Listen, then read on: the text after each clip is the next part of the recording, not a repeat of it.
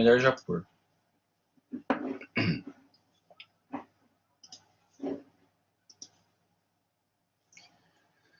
Muito bem, a gente falou de epidemiologia, diagnóstico, agora vamos para o manejo agudo, tá? Então, para a gente tratar bem um AVC, a gente precisa reconhecer que é um AVC. Se você não entende que um paciente que chega com déficit agudo, com tomografia normal, está tendo um AVC, você não vai saber tratar, porque você não sabe o que é um AVC. Então, primeiro, você precisa entender que o AVC normalmente vem assim no ambiente hiperagudo, né? Uma vez que você atendeu e você suspeita que seja um AVC, você tem que estipular quão grave ele é para decidir que condutas você vai tomar e se o paciente tem indicação de eliminar o trombo ou não. Isso é uma discussão que cabe, é muito importante, né? É uma conduta que muda totalmente o seu manejo como emergencista. Mas antes de tudo, você tem que ter em mente um conceito quando você está falando de tratamento hiperagudo do AVC. Tempo é cérebro, tá? Então, assim, essa postura de plantonista, que acontece muito, você fala... E assim, não estou entrando aqui no mérito, se o cara está cansado, se não está. Eu sei que todo mundo, médico, trabalha demais, né?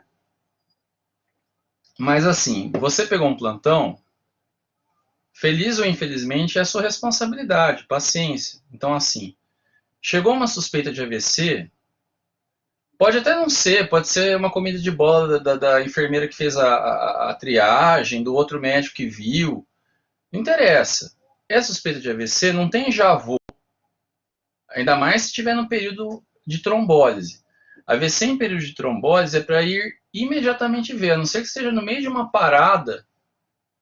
E ainda assim, se tiver tipo 3 médicos na parada, e os 2 podem manejar, você sai e vai ver o AVC. Assim, isso é muito importante de se ter como meta. Essas metas são preconizadas, né? Existem vários protocolos, porque o que acontece? Se você não estabelece metas, a coisa fica muito solta. E todo mundo no hospital tem que entender isso. Desde da recepcionista até o radiologista e neurocirurgião. Porque, por exemplo, um paciente, ele chegar na emergência, né, com suspeita de AVC, em até 25 minutos ele tem que estar começando a fazer uma tomografia. Então, às vezes parece fácil quando a gente fala, mas não é tão simples assim. Não tem um serviço bem acordado, o que acontece? Você chega na radiologia e fala assim, olha, estou com uma emergência com AVC, preciso fazer tomografia. Ah, tá, não, doutor, a gente já vai ver, já vai ver. Aí passa meia hora, você vai lá, eles nem puseram o paciente na máquina. Você fala, mas por que não puseram? Ah, tá cadastrando a ficha, ah, tem outro na frente, não interessa. Não interessa. É hiperurgente outro paciente também? Lógico, né? Não é que o AVC é a única urgência do hospital, mas assim, tem alguma coisa urgente na frente? Não, então libera a máquina. Tira o outro paciente no meio do exame e faz a tomografia. É importante, tá? E aí, uma vez que você fez, em tese tem mais 20 minutos para interpretar a tomografia, o que não deveria nem ser mais a realidade, uma vez que hoje a gente já tem um treinamento bem... em serviços bem feitos, né? E é um treinamento que é executado não só pelo radiologista, mas pelo neurologista e muitas vezes pelo emergencista. Então, hoje em dia, talvez esse tempo aqui era muito longo, porque a gente perdia muito tempo realizando a tomografia especialmente de um canal só, que eu falei isso na aula de métodos diagnósticos, demorava muito. Agora a tomografia você faz em 2 minutos. Então, assim, mais 2, 3 minutos para você ver mais, você já interpretou. Então você tem metas. Porque tempo é cérebro, certo? Por que eu falo isso? Porque existe um conceito chamado de penumbra. O que é penumbra? Quem que me explica aí? O que vocês entendem por penumbra?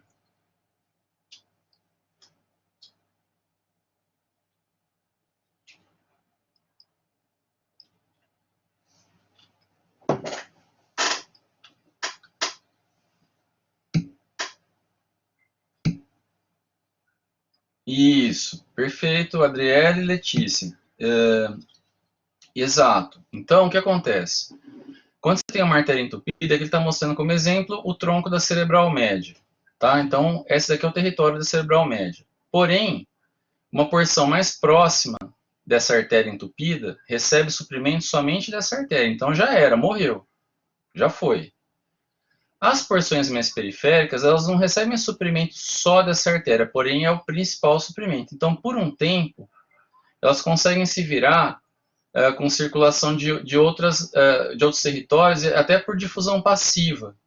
Então, elas conseguem manter um estado chamado de hibernante, né, por um tempo pequeno, alguns minutos ou horas. E depois disso, essa área, se ela não receber um fluxo cerebral adequado, ela morre também. Então, o que é o conceito? Por que tempo é cérebro? Porque quanto mais passa o tempo e você não faz nada, menor a área de penumbra, que é, como vocês bem disseram, reversível. Ela diminui e a isquemia. E isso não é assim, né? Você tem um miocárdio lá que morreu 10% ou 30% do miocárdio, não é uma coisa boa, mas você consegue viver de boa. Agora sim, morreu 10% versus 30% território cerebral média, vai definir se a sua vida vai ser ótima ou uma porcaria, né? Então, por isso que essas campanhas de reconhecimento do público leigo, né, aqui no Brasil, em vez de FAST é SAMU, né, isso é importante que a gente divulgue, porque são aplicativos gratuitos que você pode ensinar a população, vocês que estão no postinho, né, é bom que vocês ensinem a população a diagnosticar rápido um AVC e entender que é reversível nas primeiras horas. Bom, AVC ou AIT, tá? Então, eu vou passar também esse conceito um pouquinho mais rápido, porque eu já expliquei na outra turma. A gente tem, às vezes, dúvidas sobre se um AVC ou um AIT pela questão da reversibilidade, quanto tempo demorou para reverter. E é justificável que tenha essas dúvidas, porque os conceitos foram mudando muito rápido. Então, você conversar com o pessoal mais desatualizado, o que eles entendem que é um AIT, né? Um ataque isquêmico transitório? E outra coisa, a gente trata ou não trata, né? Então tem toda essa dúvida. Então, para esclarecer, até meados dos anos 2000 aí, a gente tinha um conceito padrão de que o AIT era um déficit que revertia em 24 horas sem sequelas. Por que a gente tinha essa definição? Por falta de método diagnóstico. O que acontecia na prática, né? No Brasil acontecia muito isso. O paciente chegava no serviço, aí ele ficava lá, o médico queria fazer tomografia, só que não tinha tomografia. Ah, mas 2000 não tinha? Não tinha. Eu fiz residência de 2006 a 2009. A Unicamp era um hospital referência de vários hospitais públicos da região. Até Paulínia, que é uma cidade rica, não tinha tomografia, mandava tudo para a Unicamp. Então imagina, você não conseguia mandar tudo, né? Então o paciente, o que o médico fazia? Se o paciente tinha um déficit não tão grave, ele falava assim, deixa eu ficar aqui observando. Vamos ver se eu dou sorte. Se em 24 horas ele reverter, eu mando para casa e fala que é um ET. Com o tempo e com as drogas trombolíticas, né, e com a janela pequena que você tem para usar, a trombólise ou a trombectomia, não fazia nem sentido você falar em 24 horas. Então começou-se a falar em até 1 hora. Né? Então, 2006 eu vou definir assim, até 1 hora se reverter é AIT, se passar de 1 hora não é. Mas também tinha uma condição, ele tem que ser em menos de 1 hora e você obrigatoriamente tem que fazer imagem. Porque, às vezes, um AVC pequeno, lacunar, ele reverte, mas fica um AVC lá. Você vai ver a imagem e morreu o tecido. Então, você tem que fazer imagem. E, mais recentemente, o pessoal falou o seguinte, o que importa realmente é a imagem. Tá? Até porque essa história de 1 hora começava a complicar a vida das pessoas. Porque imagina uma situação assim, o cara é vizinho do hospital. Aí tá lá com a família inteira no churrasco, ele teve um déficit. A família trouxe na hora, com 5 minutos de déficit, com 10 minutos conseguiu fazer tomografia. Aí passou 15 minutos, você olhou lá e falou assim, então, gente, agora eu vou ter que ficar esperando, porque até 1 hora pode ser um ET. Não faz sentido, né? Então, o que a gente tem hoje é assim, não importa o tempo. O AIT, ele vai reverter totalmente. Geralmente em um intervalo pequeno de tempo. Porém, eu não vou ficar esperando. Então, assim, Paciente que chega com déficit motor e ele não começou a reverter, não começou a melhorar, você vai pensar em trombólise, tá? Ah, mas e se enquanto eu estou preparando o remédio, eu comecei a infundir o remédio, ele começou a rapidamente a melhorar. E aí você pode pensar em suspender o remédio, mas você não fica parando para pensar, você já vai fazendo. Você é proativo, né? E aí, lógico, a mesma coisa, tem que ter a imagem depois para saber se foi um AIT ou se foi um AVC pequeno, tá? E hoje em dia, como o AIT ele é tratado como um AVC, ou seja, o paciente também vai receber, seja AS, clopidogrel, seja o que for, então acaba tendo menos importância no final das contas, tá? Outra situação que eu vou explorar rapidamente, mas eu vou discutir esse caso com vocês. Então, uma senhora de 63 anos com fatores de risco, ela entrou no hospital. A família fala que faz 2 horas que ela começou a apresentar esquecimento para fatos de hoje, repetitiva, perguntando várias vezes a mesma coisa. Inclusive, no exame, ela perguntou 2 vezes para o médico onde que ela estava, e ela não conseguiu evocar as palavras tardiamente que o médico pediu para ela lembrar. Porém, o restante do exame neurológico estava normal, tá? É só um déficit de memória, aparentemente agudo. Não é um paciente que vem com uma demência progressiva e teve um delírio, né? É uma senhora que até 2 horas atrás ela era uma, sei lá, uma alta executiva de uma companhia e de repente ela ficou esquecida faz 2 horas. O que vocês pensam que é isso? Isso é um AVC, não é? O que eu faço com isso? Alguém tem alguma ideia? Gostaria que vocês opinassem.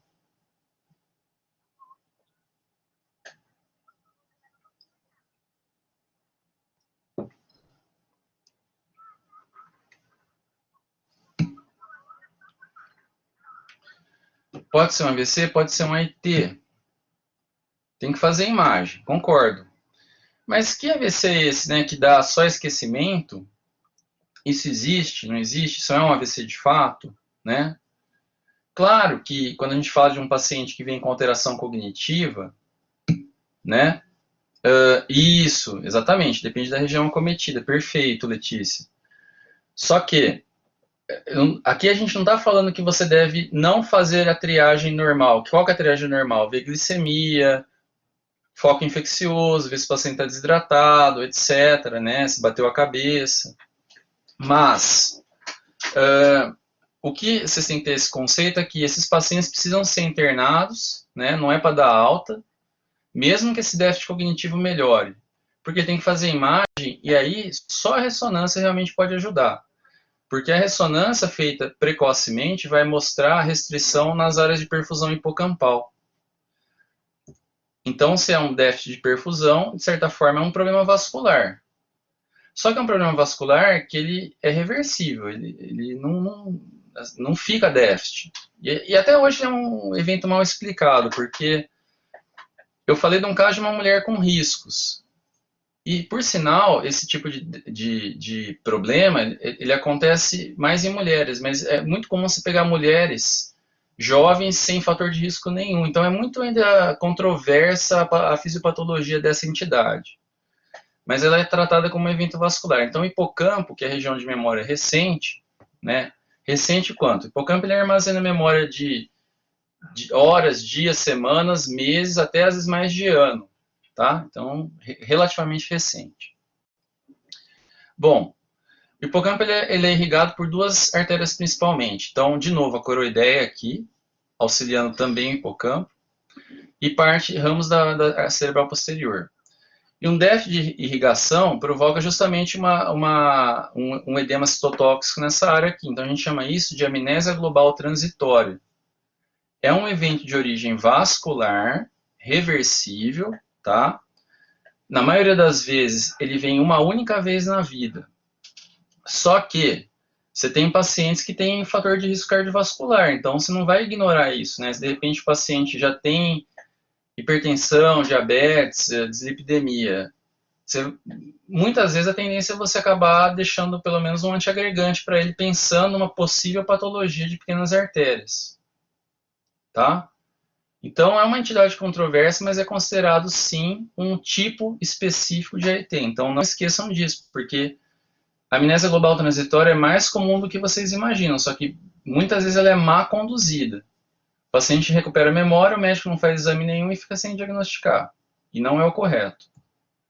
Bom, falando do AVC mais comumente, aí, que é o AVC, né, especialmente cerebral médio, que acaba sendo o mais comum. Por que a cerebral média é mais comum? Porque hidrodinamicamente ela é mais fácil de ser entupida. Ela é uma artéria que é mais reta, né, ela segue mais ou menos reto em relação à circulação da carótida interna, então meio que desemboca nela. É mais fácil subir nela, é o cano mais fácil de entupir. É por causa disso. Bom, vocês já tiveram isso em várias aulas, imagino, em emergência, mas não custa a gente repetir, né, que para a gente saber se um AVC ele é grave ou não e decidir sobre trombólise, um dos critérios que a gente tem que levar em consideração é o critério clínico e o outro é o critério de imagem, que são usados em conjunto, tá? Então, vocês já devem ter noção, mas não custa lembrar, da escala NIAID ou NIAID-SS. Mas a NIAID ou NIAID-SS, tanto faz. É que NIAID é National Institute of Health. É mais ou menos como se fosse o Ministério da Saúde nos Estados Unidos. Então, às vezes a gente fala escala NIAID, mas o nome completo é NIAID, porque é o Instituto, e SS porque é Stroke Scale, escala de AVC. Ela é uma escala bem antiga, e ela é usada antes de existir reperfusão, mas ela é usada até hoje. Então a gente faz várias perguntas para testar todos os domínios praticamente do cérebro que podem ser afetados numa isquemia. Então, depois vocês podem ver com calma, né? Eu não vou falar da escala completa aqui, mas você faz perguntas de nível de consciência, se o paciente está alerta ou não, pede para ele ver se tem, para ele mexer os olhos se tem alguma paralisia de mirada ocular, testa o campo visual, testa a face, testa os braços, testa as pernas da parte motora, testa quanto à ataxia. Uma coisa é déficit, uma paresia, né? Mas mesmo um paciente com braço com paresia, com uma força grau 4, por exemplo, ele consegue fazer a prova index-naso sem ataxia. Então são coisas diferentes. A sensibilidade, a gente testa com diapasão, com toque, testa a linguagem do paciente, né? É claro que essa é uma avaliação que ela é muito minuciosa, mas na prática, né, assim, até por uma questão de tempo, ela é feita meio que às vezes até corrida na beira do leito, e às vezes tem alguma imprecisão, você pode dar um ponto a mais, um ponto a menos, mas ela é muito boa para estimar o score total, tá? A disartria e a língua, eu falei, né, disartria e disfasia, né? Então são coisas diferentes. A disartria você pede para ele falar palavras trava-língua. Então, obrigado, né? Obrigado você tem que fazer um monte de conjugação para falar o BR, o G, o D, né? Estrada de ferro, então paralelepípedo. Você trava-línguas para ver se a pessoa está com aquela fala arrastada, típica de disartria.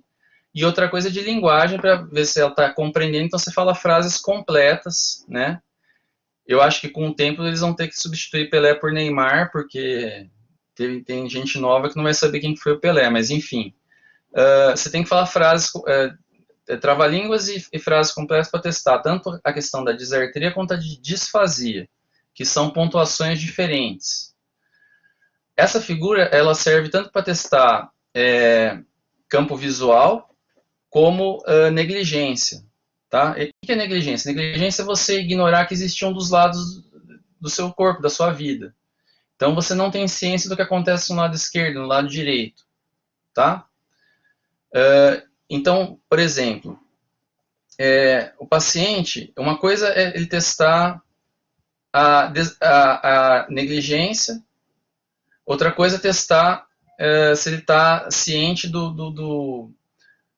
dos absurdos da imagem. Então, primeiro você fala para ele descrever a imagem. Então, ele vai descrever. Tem uma mulher lavando louça, uma criança pegando biscoito, não sei o que, não sei o que. Você mostra essa imagem para ele bem perto. Se ele só viu a mulher e não viu as crianças, provavelmente ele tem uma hemenopsia. Né? Outra coisa é desatenção. Desatenção, ele está vendo a imagem completa, e aí você fala assim, tá bom, você está vendo a imagem completa. Tem alguma coisa de errado com essa imagem? Né? Porque, assim, essa questão de perceber algo errado são áreas específicas terciárias do cérebro. Você tem que ligar vários pontos para falar, não, isso não está certo. Por exemplo, a criança está caindo da cadeira. A mulher está lavando louça com a água escorrendo. Isso não está certo. Então, a pessoa ter essa noção ou não também é testado na escala NIH. Bom, resumo da história. Você vai somando os pontos. Quanto mais pontos, mais grave é o AVC. Em geral, o AVC idealmente trombolizável ou trombectomizável é o AVC com NIH maior que 4 e menor que 24. Não é uma regra absoluta. Você pode trombolizar NIHs menores e NIHs maiores. Porém, NIHs menores, por vezes, não vale o risco. Agora depende. Então, vamos supor que o paciente teve um AVC minúsculo, que o único déficit dele é uma paresia discreta da mão esquerda e ele é destro. Você fala, né, assim, um AVC no território da mão dominante, eu vou correr o risco de causar sangramento, mas o paciente é pianista, cirurgião, digita, você tem que correr o risco. E AVCs com NIH muito grande, você pode, mas assim, a área infartada é grande, provavelmente a penumbra já é pequena, e mesmo se você salvar alguma coisa, a chance de ficar sequelado é muito grande ainda, e a chance desse AVC virar hemorrágico é grande, porque o AVC, o que acontece? Quando o cérebro é um tecido meio mole, meio gelatinoso. Quando ele sofre isquemia, ele fica friável. Então, qualquer coisinha, qualquer reperfusão, né, você secou o cano lá, você fechou o registro.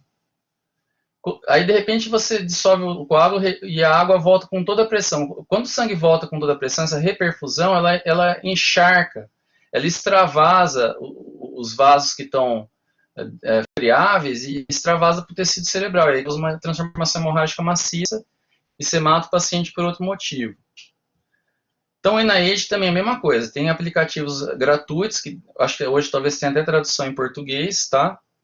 Mas é importante vocês terem essa referência, terem no celular, se vocês trabalharem em emergência.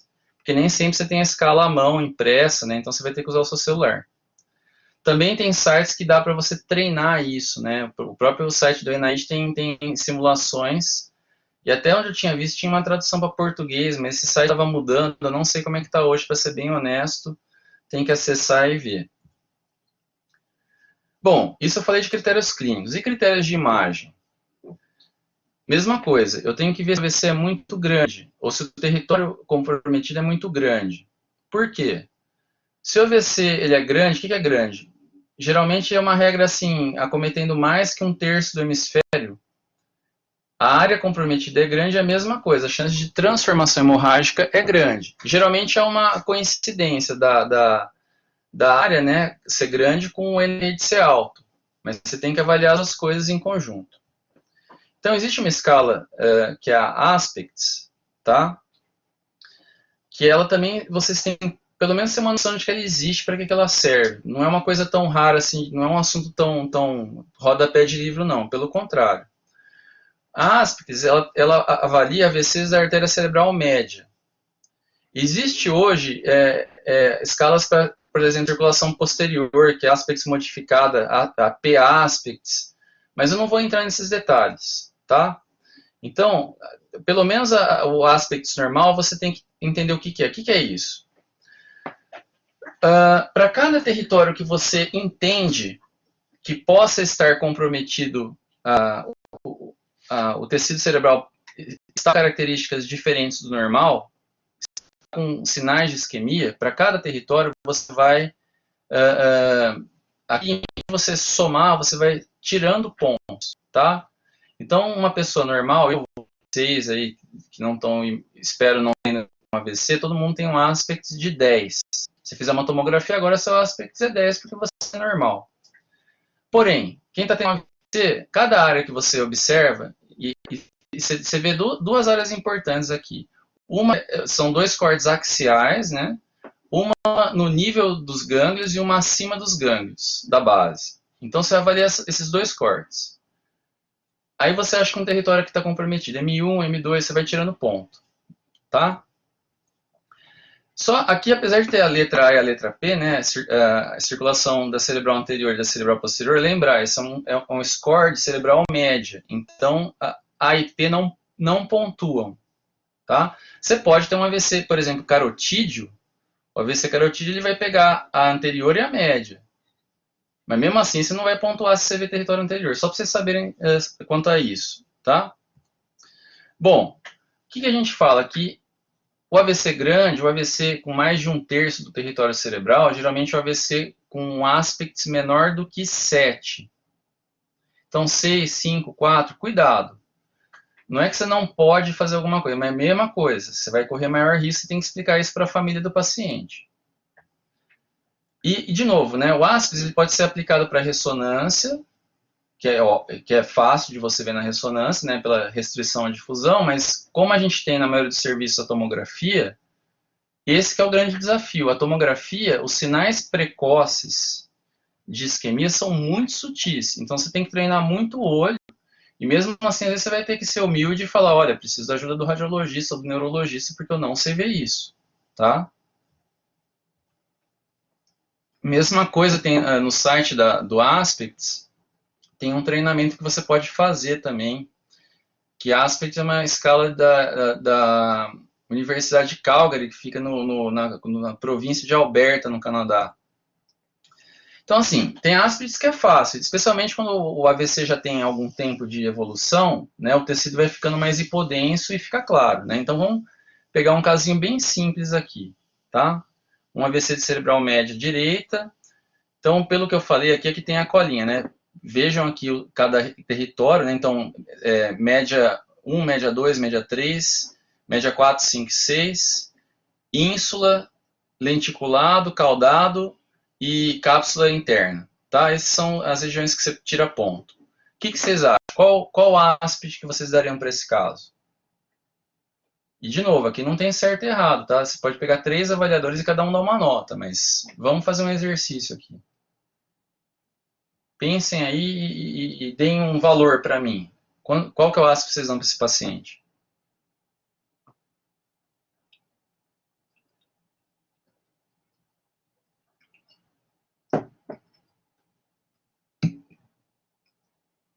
Letícia tirou 2 ou 3 pontos, tá? Aí ela chegou no aspect de 8 ou 7. Alguém concorda, alguém discorda?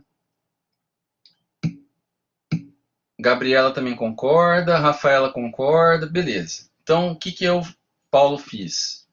Eu tirei um ponto para o território M5, que é supraganglionar, né? Um ponto para o M2, e tirei um ponto aqui, ó, esse daqui está mais sutil, mas vocês podem aumentar hipodenso. Então, eu tirei um ponto também, M5 que eu falei, M2 e M3. Tá? Então, eu dei um aspect de 7. Concordo com a maioria. Tá? Então, de novo, aqui não é questão de quem está certo, é treino e olho de examinador, tá? Uma variação de um ponto para mais, para menos é normal, isso acontece mesmo. Agora, vamos ver esse daqui. E aí, assim, é claro que quando você vai fazer o aspect, né, você trapaceia, uma trapaça benigna, né? Não é uma trapaça de cola na prova. É uma trapaça assim, você pergunta para o clínico, você fala, que lado que está o déficit? Né? Então, aqui no caso, eu perguntaria para o médico, para a família, ou se eu sou médico, eu sei, né? Mas o déficit, nesse caso, provavelmente, desse paciente é um déficit à esquerda, do lado esquerdo do corpo. Então, vamos lá. Sabendo disso, qual aspecto que vocês dão desse paciente?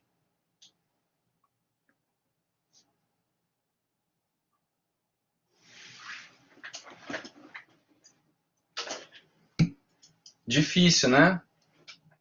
Esse é o cenário que eu estou falando para vocês, o cenário hiperagudo. O hiperagudo, as alterações tomográficas, quando elas ocorrem, são sutis. Tá? Então, aqui, mais do que nunca, para quem não é treinado, vocês não têm compromisso nenhum de acertar. E tem outra coisa também que eu não mencionei, e também não dá para fazer isso numa imagem estática, mas quando a gente está vendo na tela do tomógrafo, né, a gente não vê só a imagem estática, a gente fica mexendo no contraste e na exposição da imagem. Então a gente faz de um jeito que a gente fica aumentando, diminuindo, e a gente consiga enxergar melhor se uma área está, se um lado ou outro está simétrica ou assimetricamente mais hipodenso, tá? E isso, claro, né, considerando que a tomografia tenha sido feita com o paciente bem alinhado. Porque se você tem aqui, o corte está mais alto de um lado, mais baixo de outro, você não tem como comparar um lado com o outro. Mas hoje em dia, como isso é corrigível por computador, então mesmo que o paciente esteja todo torto, você corrige rapidinho e vê. Mas o ideal é você normalizar a imagem, tá? Então esse paciente aqui eu tirei um ponto do M5, tá? E aqui no território ganglionar, eu tirei, mexendo no contraste, vendo melhor, eu tirei um ponto do M2 e dei um aspect de 8 para ele, tá? Ah, eu achei que aqui tá mais do que aqui. Não tem problema, é o que eu falei, examinador dependente. Então esse é um caso difícil, mas é um caso... Esse é o paciente que vai chegar para vocês que vocês têm que decidir o que fazer. E aí, quando você faz a tomografia posteriormente, né, você vai confirmar ou não a sua suspeita, né? Claro que isso depende se o paciente teve reperfusão ou não, mas se o déficit se manteve, ele vai mais ou menos ficar mais delineado nas próximas horas. Inclusive aqui já está tendo até transformação hemorrágica. Pequenininha, mas tem. E esse aqui?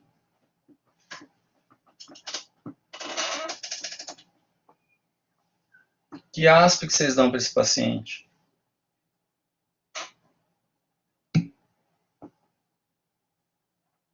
Coitado, né? Coitado. Bom, então vamos lá. É um caso bem esdrúxulo, porque, primeiro de tudo, você está vendo que está comprometendo circulação anterior e posterior. Né? Como é que as duas são cometidas ao mesmo tempo? Difícil até explicar. Talvez tenha sido um paciente com uma parada cardíaca, não sei. Mas você não tem como explicar entupimento ao mesmo tempo da anterior e da posterior. Porque a posterior não depende da carótida. E outra coisa, de novo, né, posterior não pontua. Então aqui eu não vou nem considerar para pontuação, mas é um caso muito grave. Então o que a gente tira aqui? M5, M2, M3, M6, M1, núcleo caudado, eu tirei, tá? Aliás, núcleo lentiforme eu tirei, e caudado também. Cápsula interna acho que está um pouquinho preservada, então não tirei. E tirei a ínsula. Você não consegue nem ver o limite da ínsula aqui. Então, áspide de 2. O paciente provavelmente morreu. Não tem nem o que fazer, né? Bom, você decidiu que você vai tratar, que vale a pena tratar esse caso, tá? Deixa eu ver a pergunta aqui. Se o cara tem um belo polígono de Willis e tem uma oclusão de carótida, pode compensar? Então, José, é o mesmo raciocínio do infarto de miocárdio. Quanto mais velho você é e tem um infarto, mais colaterais você tem. Então, o que a gente pega às vezes em ambulatório? Você pega um velhinho que vem lá, porque está com sei lá o quê, teve um AIT, não sei o quê. Aí recuperou. Né? Ou teve um AVC super pequenininho. Aí você vai fazer a investigação, a carótida dele direita, sei lá, tá 100% obstruída. Você toma um susto. Você fala, nossa, esse cara vai morrer. Ele não vai morrer porque essa carótida já deixou de funcionar. Então, aos poucos, a circulação colateral foi compensando. Mas isso é uma obstrução que vem lenta, né? Aliás, isso eu lembro da minha aula de neuroanatomia. Tinha um professor que falava sobre isso e dava um exemplo de quando você vai mudar o trânsito de uma rua, né? Então, assim, uma coisa é você vai organizar uma maratona na cidade. Uma coisa é você chegar assim, de última hora, você decidiu que você quer uma maratona, você chama a ENDEC, a polícia e tal, e põe um monte de guarda, enfia na rua, apita, o pessoal bate o carro, é uma zona. Outra coisa é você pôr assim, 2 meses antes, aqueles banners falando assim, atenção, tal dia, vai ter tal maratona, vocês vão desviar por tal rua, manda recado, manda panfleto. Então, quando dá tempo de se programar, a circulação colateral funciona. Quando não dá, acontece uma tragédia, tá? Bom, então eu decidi que eu vou eliminar o trombo. Como eu posso fazer isso? Eu posso fazer quimicamente ou mecanicamente, né? Aliás, ontem a aula foi super sobre isso. Recomendo quem não assistiu ver a reprise, porque eu chamei um colega meu, o Thomas, que é endovascular, ele falou muito bem dos dispositivos de retração de coágulo e de aspiração, tá? Então, quando você vai pensar em fazer medicação para dissolver o coágulo, você pode fazer uma trombólise à distância ou in situ, tá? A distância, o que é? Você jogar o remédio na veia, deixar ele circular e uma hora ele chega no lugar que ele precisa agir. Ele vai chegar no corpo inteiro, então tem um risco de hemorragia, né? Outra coisa é você ir com um catéter intraarterial, naquela região você jogar um pouquinho da droga, uma dose menor. Então seria a trombólise interarterial, mas ela é cada vez menos feita, porque o pessoal tem observado que, na maioria dos casos, quando você põe um catéter, não precisa jogar o trombolítico, você só se remover com o dispositivo e acabou, né?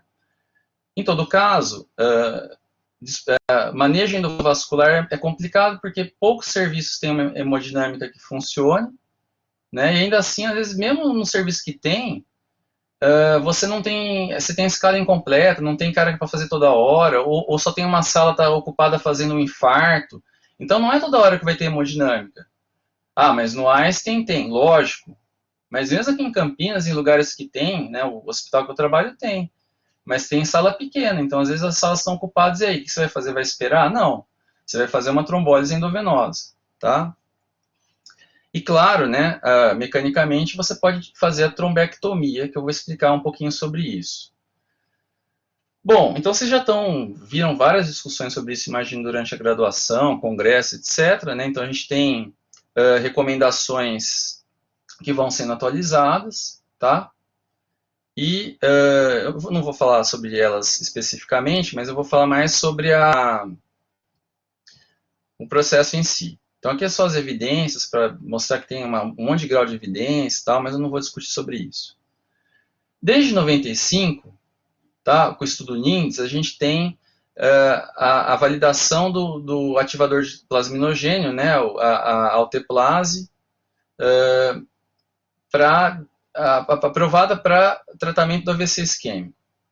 Até de 95 para frente, né, o que foi aprovado, o que o estudo analisou, foi usar a medicação em até 3 horas.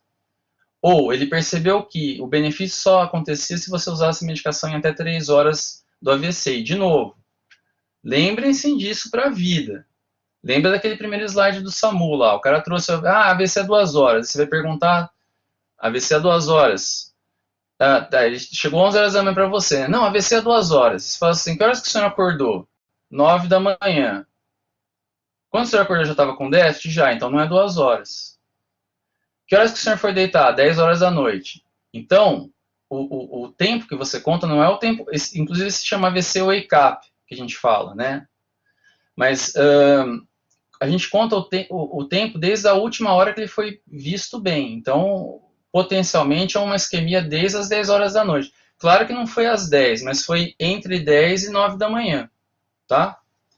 De qualquer forma, contando o tempo certinho, você podia fazer até 3 horas. E, depois de 2008, em casos selecionados, especialmente aqueles onde você tem uma comprovação de que você tem uma área de penumbra, né, e hoje você pode fazer isso por várias técnicas, né, inclusive a ressonância é muito boa para mostrar o que a gente chama de mismatch, né, então você consegue calcular a área de penumbra e a área de isquemia e falar, nossa, tem uma diferença muito grande entre elas, aí vale a pena eu investir, né. Ou às vezes você não tem mecanismo, mas você fala, o paciente é jovem, eu vou tentar ainda assim, heroicamente. Então você pode tentar em até 4 horas e meia. Cuidado, porque ainda tem gente bastante desatualizada que fala, é só 3 horas, não vou fazer. Não, você pode fazer até 4 horas e meia. Então você aumentou aí 50% do tempo, né? Você está salvando mais gente. Então a medicação, até porque ela só tem essa no Brasil, né? Não tem nem muito por que não falar, ela chama Actilise, tá?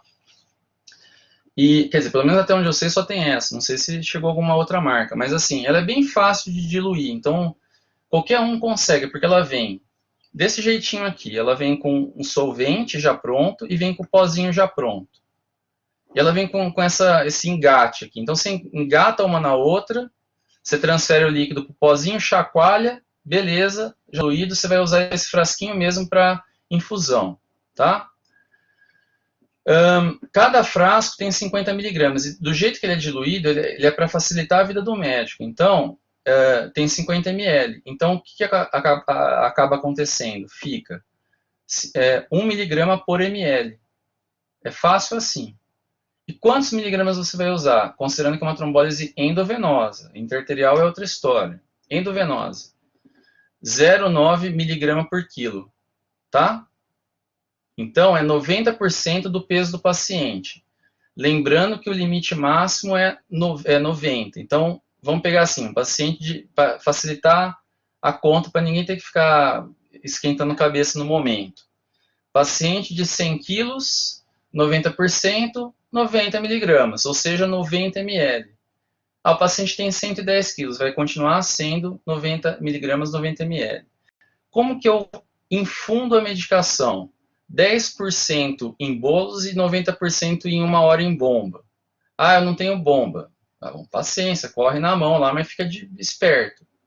Então, nesse caso aqui, paciente de 100 quilos ou de mais que isso, 9 ml em bomba, 81 ml, 9 ml em bolos, 81 ml em bomba. E aí, vocês já viram também isso em aulas de emergência, vai a cada 10, 15 minutos notando sinais vitais e vendo se o paciente está, não digo nem de revertendo déficit, às vezes não reverte, mas se ele não está afundando, porque qual que é o risco da medicação? Você fazer transformação hemorrágica. Às vezes você faz uma hemorragia externa e você vê. Por exemplo, já peguei paciente que teve no SUS, né, teve hemorragia gengival maciça, né, esdrúxulo separar o actilise por sangramento gengival, mas paciência, o dente dele estava podre, não tinha o que fazer. Já vi paciente, mulher com sangramento vulvovaginal maciço, de novo, tem que parar, não tem o que fazer. Então você corre e torce para dar certo. Só que às vezes se tem uma hemorragia interna, você não vai ver, especialmente cerebral. Então se o paciente começa a afundar, você tem que parar a infusão e retomografar. Se tem hemorragia, chama um cirurgião. E isso é outro ponto importante. A neurocirurgia tem que estar alinhada para isso daí funcionar no serviço que você trabalha, tá? Essa é uma intervenção com um índice de tratamento muito bom. A gente, em cardio e em neurovascular, a gente usa muito o índice chamado NNT. O que é NNT? Number Needed to Treat. Número necessário para tratar. Ou seja, a cada quantas pessoas que eu uso isso, eu estou fazendo um benefício, tá? Então, o utilize, quando bem empregado, a cada 3 pessoas que você infunda, você vai estar salvando uma. Ah, é pouco. Não é pouca coisa você salvar 30%. Então, é um número bom, tá? Eu tenho aqui alguns casos, mas eu até, por efeito de dinâmica da aula, esses casos vão estar nos slides para vocês verem também. Se vocês estiverem vendo o vídeo, vocês pausam e leem esses casos com calma, porque aqui eu discuto aqui algumas exceções, tromboliza, não tromboliza. Por exemplo, paciente renal crônico, tromboliza, não tromboliza. Paciente com plaquetopenia, né? Ah, mas como é que um paciente com plaquetopenia pode ter AVC? Isso, exatamente. Então, como é que o paciente com plaquetopenia pode ter AVC? Existem outros mecanismos, né? Os hematos sabem explicar melhor do que eu. Ou o paciente que teve convulsão, porque geralmente o pessoal fala assim, né? Convulsão não é uma manifestação típica de AVC isquêmico. Ela pode ser, tá? E aqui esse caso é mais complexo, porque o paciente já era epilético, morador de rua, então vocês vêm com calma, tá? Mas assim, tem que tomar muito cuidado, porque às vezes o cara chega para você e fala assim, então, eu não vou fazer porque é renal crônico, não tem nada a ver, tá? Insuficiência renal, mesmo que seja dialítico, você pode fazer desde que você avise o nefro. Você fala, olha, eu vou fazer, tá? Geralmente não precisa de ajuste de dose, e você fica esperto aí, porque logo em seguida aí você programa sua diálise aí para o remédio não ficar circulando eternamente no paciente, tá? Mas nem tem tanta pressa, porque, de qualquer forma, o remédio dura mais ou menos 24 horas. Então, você quer que ele fique lá atuando, tá? Agora, paciente que tem sangramento gastrointestinal ativo, neoplasia ativa, que pode sangrar, um RNA alargado, plaquetopenia, né? Você não vai fazer, mesmo que tenha outro mecanismo, porque senão você vai realmente matar o paciente, tá? Então, paciente cirrótico é contraindicação relativa.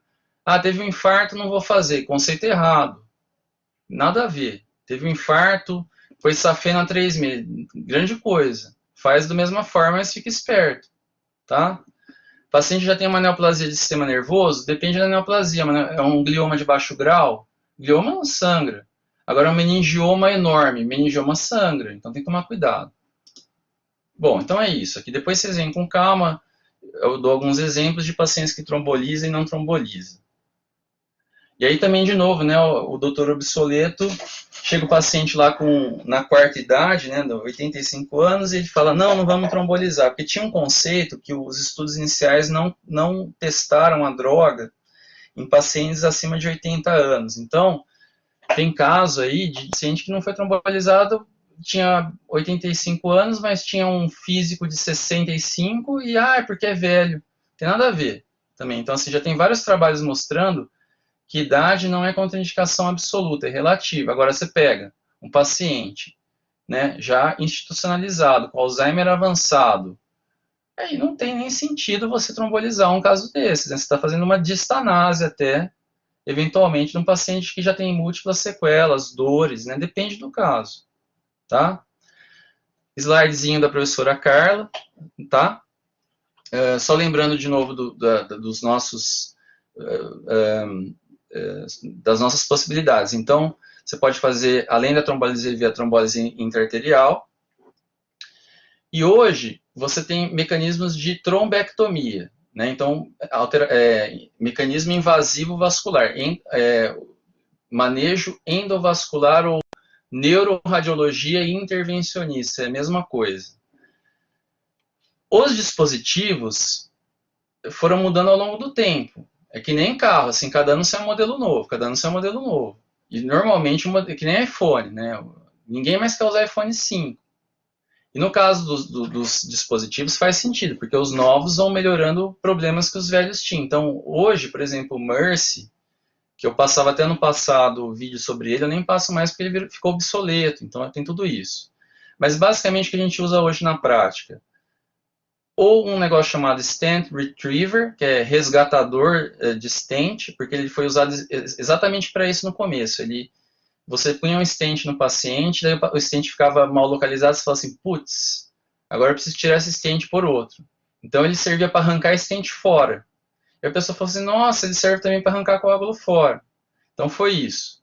E outra técnica é a aspiração ou a combinação de ambas. Eu vou mostrar para vocês aqui de novo. É um slidezinho da Carla do evento, mas é bom porque ele explica, no caso da trombectomia, a regra que ela é até meio demoníaca, né? A regra do 666. O que é isso? Geralmente os candidatos ótimos para trombectomia, não estou falando de trombólise, estou falando de trombectomia, tá? São pessoas que têm um AVC com até 6 horas de início, ou seja, você pode fazer trombectomia mais tardiamente do que a trombólise, se você achar que tem benefício, se você achar que tem área de penumbra salvável, tá? Com NIH também não muito grande, não muito baixo, aliás, um NIH, exatamente, um NIH maior ou igual a 6, quer dizer, é um déficit considerável, né, para você valer correr o risco de enfiar um catéter no paciente, então tem que ter um NIH acima de 6, não acima de 4, 6 horas de início, NIH acima de 6, porém, você não pode ser um déficit muito grande, então não pode ser um aspects baixo, então não pode ser um AVC grande. Então, aspects maior ou igual a 6 e na age maior ou igual a 6 até 6 horas. Essa é a regra do 666. Com todo o perdão aos católicos fervorosos aí, tá? Então, quais são os mecanismos que a gente usa? Aspiração é um deles. Então, aqui é um dispositivo chamado penumbra, que é um deles que faz isso. Então, o que acontece? Tem aqui um trombo, por exemplo, na cerebral média aqui. Vai lá o fio guia, chega o catéter, que é um aspirador. Aí chega um outro fiozinho, ele vai fazendo fricção no trombo e vai dissolvendo o coágulo e o aspirador vai funcionando e vai sugando aos pouquinhos esse coágulo. E aí é uma discussão que eu mesmo não tenho muito domínio para falar, porque isso é uma coisa mais dos intervencionistas. E aí tem várias considerações, né? Porque tem coágulo que é mais duro, coágulo que é mais mole, coágulo branco, coágulo vermelho. Então aí é uma discussão que eles decidem o que eles vão fazer, tá? Mas essa é uma forma de fazer. A outra forma é o stent retriever que eu falei. Então o stent retriever, ele vai também, ele ultrapassa o coágulo, geralmente o coágulo é mole, né? Dá para você passar o fio por ele. Aí ele vai lá no trajeto, libera essa rede complexa aqui, essa trama aqui, que serve também para puxar estente, e vai lá e puxa. Ele balona para não ficar deslocando, né? E vai lá e puxa o coágulo.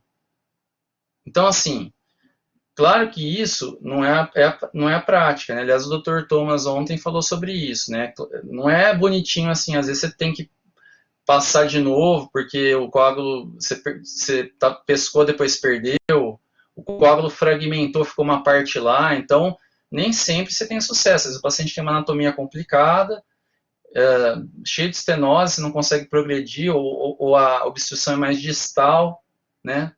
Então, por exemplo, tanto em infarto do miocárdio quanto em AVC de artéria muito distal, o catéter não chega, a artéria tem um lumen pequeno. Então, aí nesses casos, normalmente você não faz trombectomia, você faz trombólise A, para ficar num exemplo que a gente ainda usa trombólise A, tá?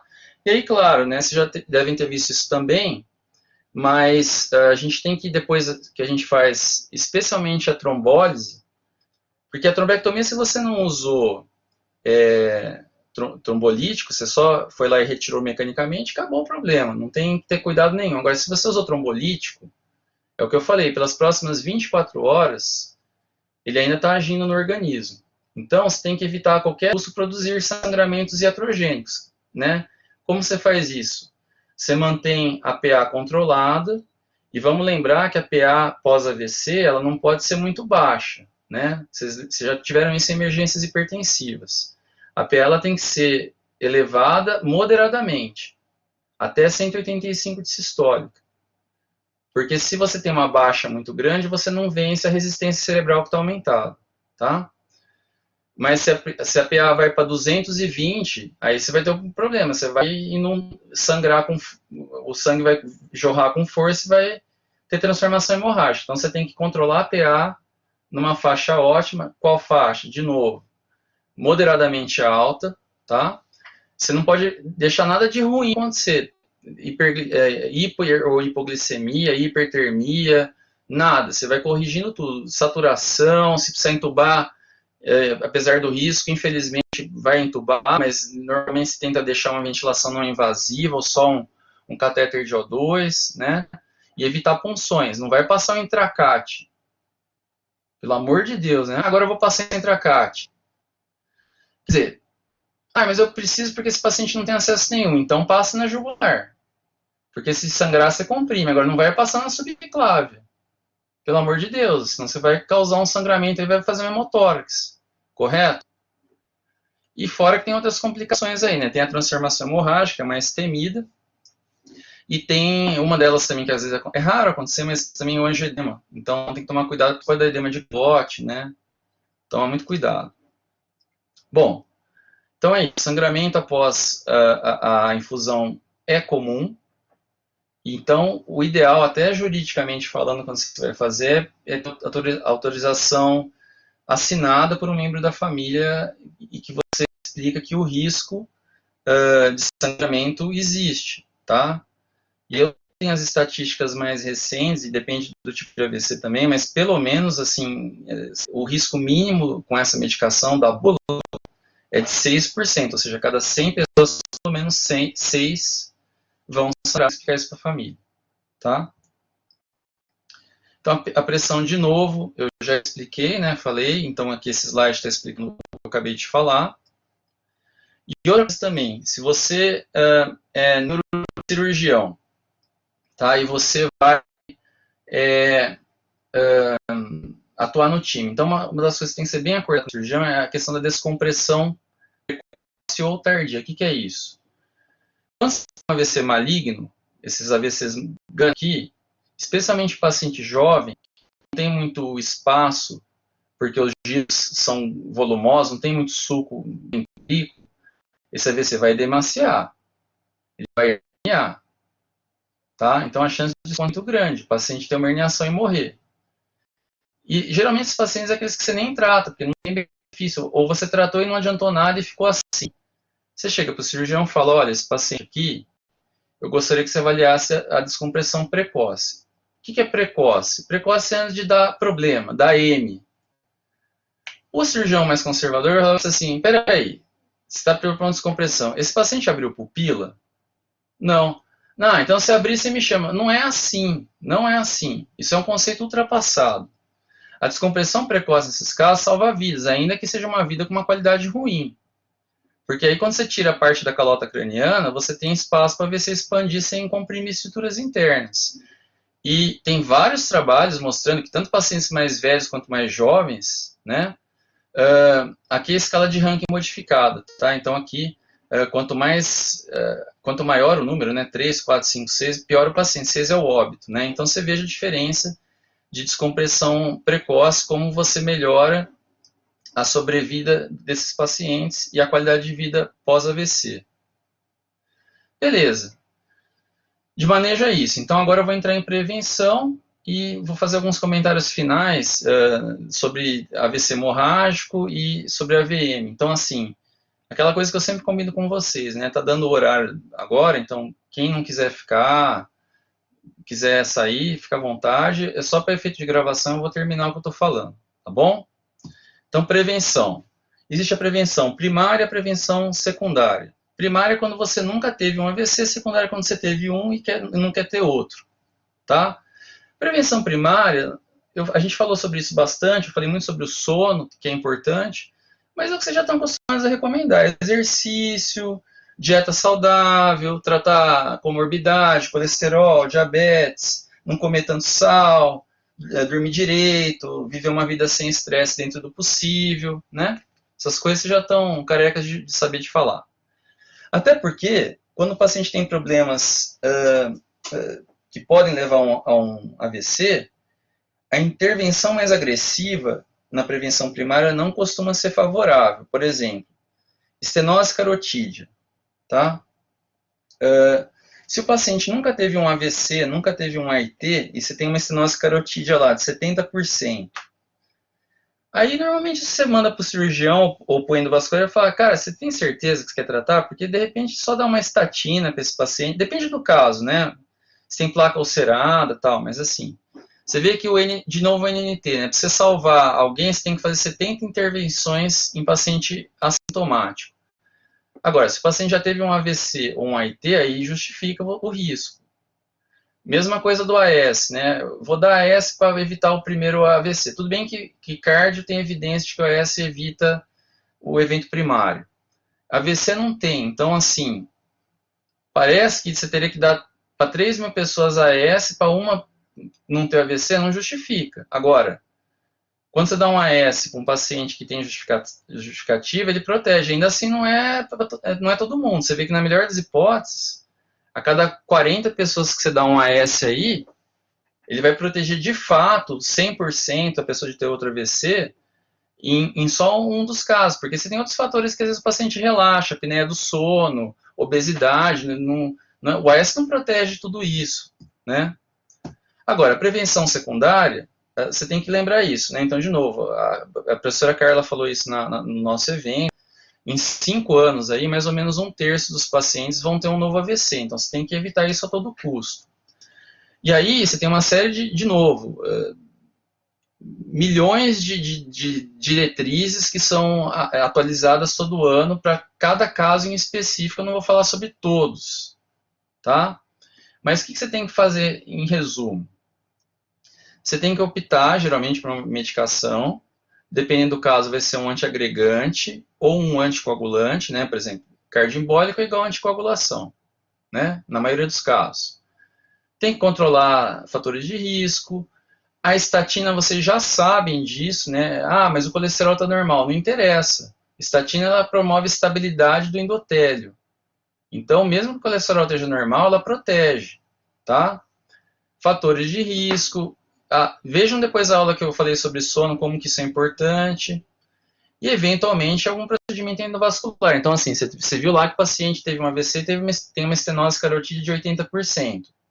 Aí não tem conversa.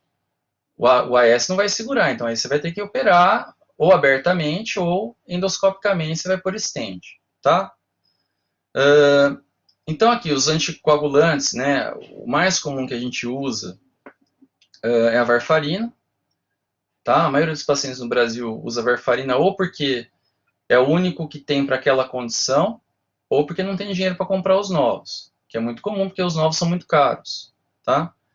Agora, tem condição que, mesmo que o cara queira usar o novo, não é adequado. Por exemplo, lesão, AVC por lesão de prótese mitral metálica, você tem que usar varfarina porque não tem nenhum trabalho mostrando que os novos anticoagulantes protegem.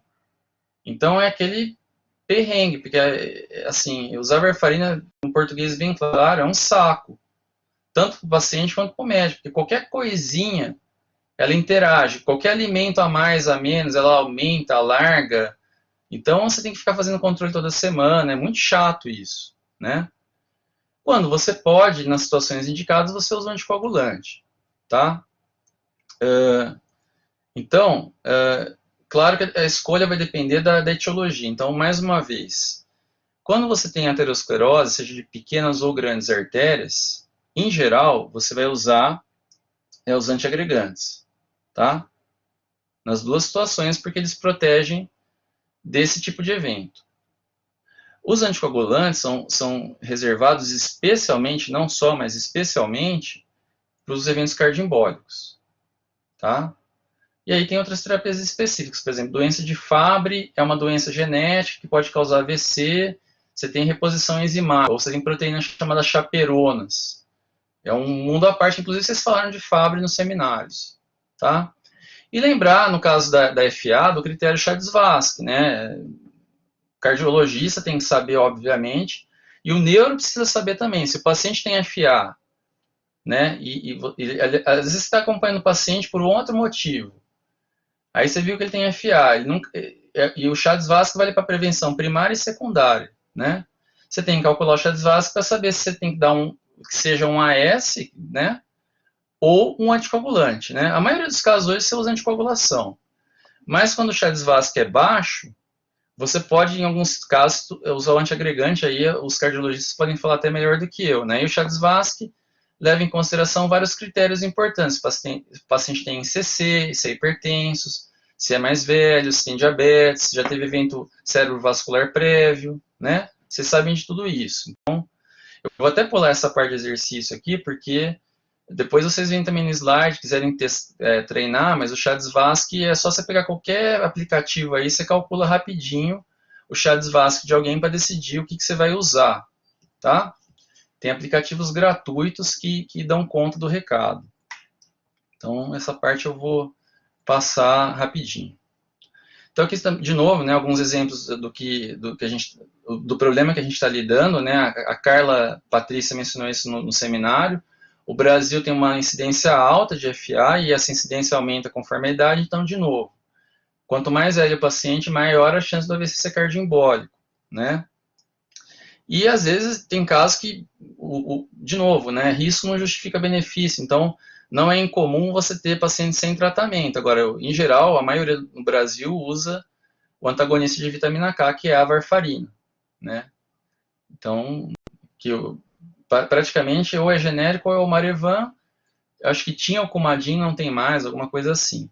E, claro, também tem um risco de sangramento que você tem que avaliar, tem várias escalas, tem a Hasbled, tem outras que você pode usar, tá? Beleza. Então, acabou AVC isquêmico, tá? Eu vou ter mais uns 10 minutos aí de aula falando de AVC hemorrágico e AVM, tá bom? Então, de novo, lembrar que dos AVCs hemorrágicos, ele pode sangrar dentro do parênquima ou para fora. Né? Para fora é o AVC, é o HSA. tá? O subdural e o epidural, os sangramentos subdural e epidural, não são considerados AVCs propriamente, tá? Então, de novo, né, a proporção é bem maior de isquêmico, mas entre os sangramentos, há o dobro de chances desse sangramento ser de parênquima e não ao redor, como é na HSA, tá? Então, isso provavelmente a neurocirurgia já abordou com vocês, mas nem sempre, no caso tanto de um quanto de outro, é uma causa operável. Especialmente na hemorragia intracerebral, grande parte das vezes é um sangramento primário que não tem que se operar, especialmente em idosos, né, ou hipertensos. Então, o vasinho lá que está correndo lá dentro, por entre o cérebro, estoura lá dentro, ou por hipertensão, ou por angiopatia amiloide. Lembrar que a angiopatia amiloide é uma beta-amiloidopatia, assim como Alzheimer, é a mesma origem. Se você tem propensão a ter Alzheimer, você tem propensão a ter angiopatia amiloide com mais frequência que a população normal, é o mesmo gene, tá? E aí os vasos ficam com parede mais frágil por causa desse acúmulo de beta-amiloide. E aí você tem as causas que a neurocirurgia trata, aneurisma, MAVE, né, vasculite, depende da vasculite, você pode fazer um shunt, ou às vezes o tratamento é outro, né, com imunossupressor, se for um lúpus, cada caso um caso, tá?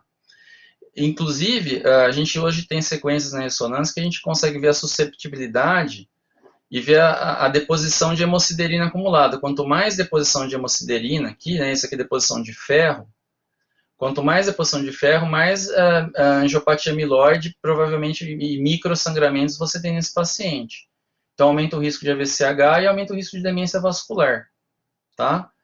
Então, aqui só aqui alguns exemplos, né, do que a gente não vai falar, de fístula, de MAVE, né, e isso a neurocirurgia ou a endovascular cuida, porque hoje em dia várias malformações não são mais operadas, são embolizadas, tá?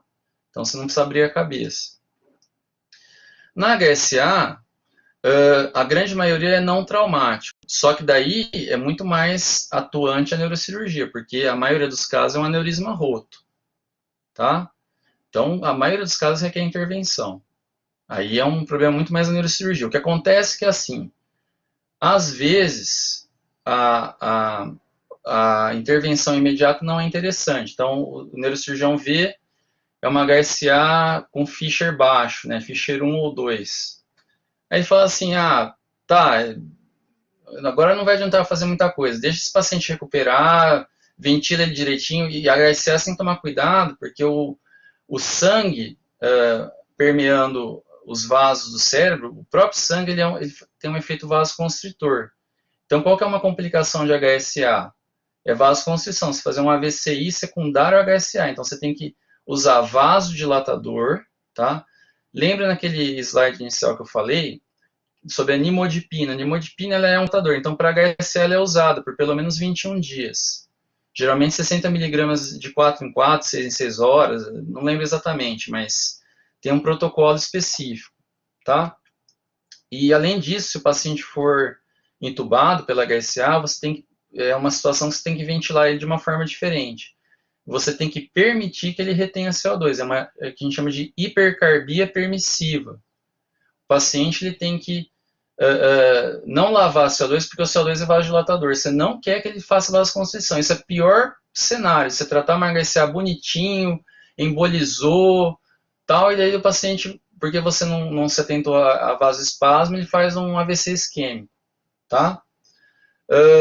E tem outras técnicas aí que eu não vou comentar, mas a HSA é um problema que tem que ser manejado muito bem, e hoje com novas técnicas a gente tem melhor sobrevida. E às vezes o que eu estava falando é que a HSA, o médico prefere não operar na hora, né? Então ele fala, deixa o processo esfriar e depois ele faz uma angiografia, ou uma angiorressonância, uma angiotomografia, porque se você faz uma angiotomografia precoce, muitas vezes ela não enxerga o aneurisma muito bem, porque todo o sangue ao redor do aneurisma vai poluir a imagem.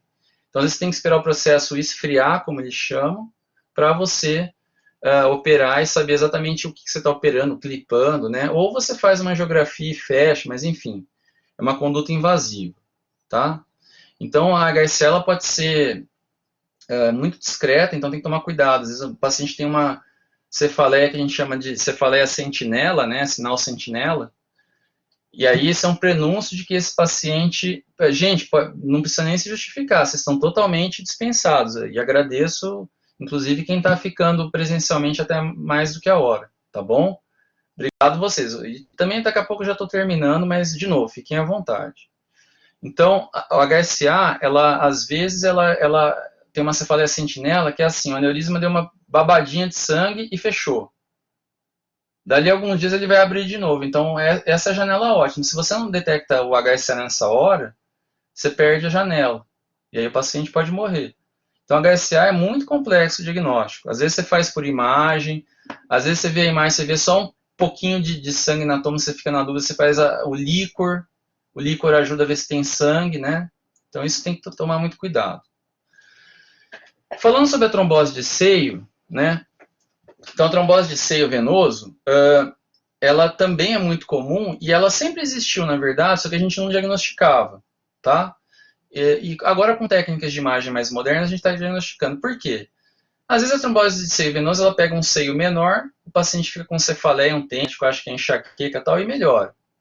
Só que, assim, quanto maior a extensão da trombose, dependendo de onde que é, especialmente na região aqui da confluência dos seios, que a gente chama de delta, né, onde tem confluência do seio reto, sagital superior, inferior, os transversos, sigmoides, etc. Quanto maior a área, a pressão na área que é obstruído, mais você tem problemas a montante, né? Lembrar que a montante é antes da obstrução, a jusante é depois. O AVC isquêmico é um problema a jusante. O AVC venoso, né, a trombose de seio, né, a gente não usa mais TSV porque confunde com TAC sub, a gente usa TVC, trombose venosa cerebral. A TVC, ela é um problema montante, então assim, o sangue fica represado, não drena, ele acumula, ele pode ficar, apesar de ter uma obstrução, ele drenar por algumas veias e não ser um problema, ou ele pode extravasar e causar um infarto venoso, que lembra, não respeita território. Então, os fatores de risco para trombose são aqueles que causam especialmente hipercoagulabilidade. Então, contraceptivo hormonal, especialmente esteroide ou terapia de reposição, tá? Deficiências aí que causam estados hipercoagulativos ou hiperinflamatórios como câncer, tá? Então, o diagnóstico facilmente é perdível. E aí você só pega aqueles casos mais graves, que o paciente faz infarto venoso, edema com desvio de linha média. Porque esses casos, o que a gente faz realmente? Cefaleia forte, o paciente nunca teve antes, você tem que fazer uma imagem.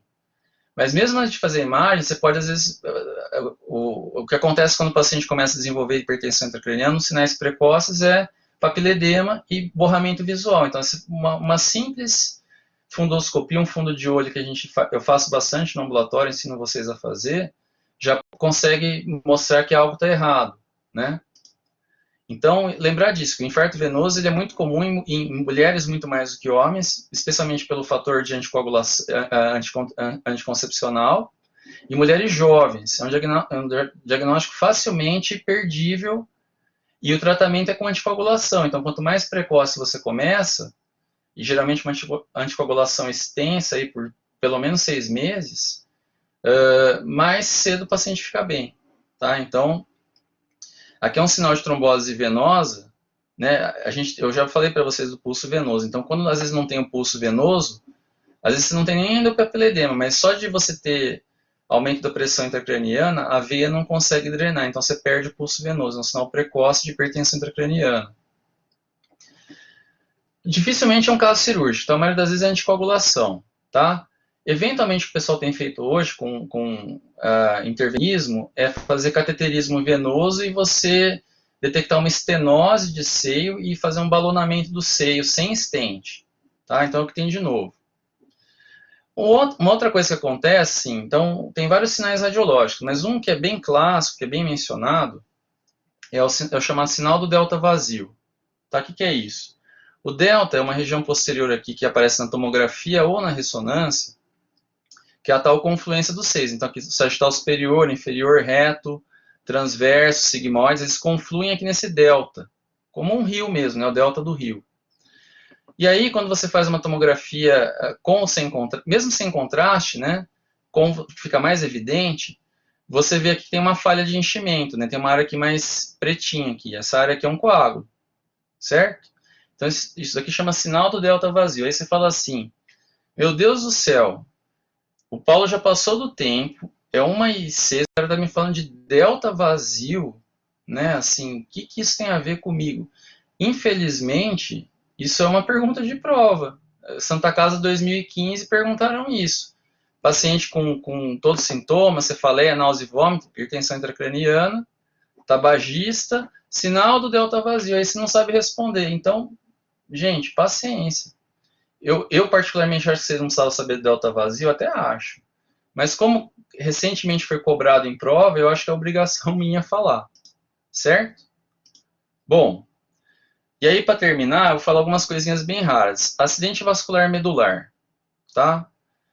A irrigação da medula é totalmente diferente. Ela vai recebendo, conforme a aorta vai... Ela começa recebendo contribuições das artérias vertebrais. Especialmente aqui a medula cervical, ela recebe contribuições das vertebrais que vão se anassosando. Então, assim, várias artérias vão dando raminhos aqui, eles vão formando um trajeto longitudinal aqui em relação à medula, tá? Então, as mais acima que contribuem são as vertebrais, depois são ramos, outros ramos aqui da aorta, enfim. O que acontece na irrigação medular, tá? Existe, para a parte anterior da medula, apenas uma artéria suprindo ambos os lados. É chamada artéria espinal anterior. Certo? E, por obra do destino, existem duas artérias cerebrais posteriores. Então, cada uma só irriga metade da parte posterior. Então, essa artéria aqui tem uma carga muito maior de importância. Porque se ela entupir, e acontece, existe o AVM, tá? Ela vai causar problemas bilateralmente, enquanto se a posterior entupir, ela vai causar problemas unilateralmente. E aí é o mesmo raciocínio que vocês tiveram até então tratos da medula. Então, pensa, anterior, ela vai pegar trato córtico espinal, então parte motora, e vai pegar especialmente a via anterolateral de sensibilidade. Bilateralmente, então o paciente vai ter uma paraparesia, por exemplo, se for um AVM torácico, né, que não pega membros superiores, ele vai ter uma paraparesia, uma hipoestesia para parestesia, tá? Ao passo que se for uma oclusão de uma cerebral posterior, que é mais raro, ele vai ter problemas da sensibilidade vibratória, epicrítica de um lado só. O lado afetado, porque só vai cruzar lá em cima, lembra disso, tá bom? Por último, eu vou mencionar uma coisa que foi falada em seminário, que eu costumava não falar, mas assim, é cada vez mais comum esse diagnóstico, tá? É chamada síndrome da vasoconstrição cerebral reversível. O paciente, ele tem um quadro que se lembra um AVC, ele às vezes tem um déficit motor, ele tem cefaleia muito forte, pode ter convulsões, pode realmente fazer um AVC. Aí você procura etiologia, procura, a artéria não está fechada, não tem cardiopatia, não tem cardioembolia, não tem nenhuma fonte, não tem lúpus, não tem doença genética, nada. Aí você pergunta para o paciente assim, o que você toma? Ah, eu tomo sertralina. Existe um negócio que ainda não é 100% explicado, é muito associado especialmente com antidepressivos, mas não só, tá? E aí você tem, às vezes o paciente tem um gatilho, uma manobra de Valsalva, um estresse, e é mais comum em mulheres também, ninguém sabe por quê, tá? Então você pode ter, o que acontece? Pontos isolados das artérias ficam fechadinhos, ficam estrangulados. Então você parece assim, sabe aquele balão de festa que é uma salsicha, assim, meio murcho? Você vai apertando um ponto, outro ele vai ficando estrangulado em um ponto, outro, é mais ou menos isso. A artéria ela começa a fazer uma vasoconstrição em alguns pontos, ela vira uma salsicha. E não tem nada obstruindo ela, assim, é uma constrição por disfunção fisiológica. E está muito ligada a... E aí você vê vários pontos aqui quando você faz ou angiorressonância ou angiografia, você vê esse aspecto meio de salsicha aqui, que é reversível. Normalmente você consegue reverter com vasodilatador, né? Nimodipina, verapamil, em casos severos do dantrolene, mas você vê uma vasoconstrição e depois você faz o exame de novo, depois que você trata, e some, tá? E aí, aqui, por exemplo, né, uma artéria super afilada aqui, né, magrinha, cheia de salsicha aqui, aí você trata com nimodipina, a artéria fica normalzinha, tá? E aí tem vários fatores associados. Depois vocês veem no seminário que vocês deram, um dos fatores de risco é antidepressivo serotoninérgico. Então, às vezes você tira o antidepressivo e resolve a vida da pessoa. Bom, essa aqui eu não vou nem falar, porque essa aula eu não vou nem mais avisar sobre ela, já está totalmente desatualizada e agora eu gravei uma nova, não tem nem sentido.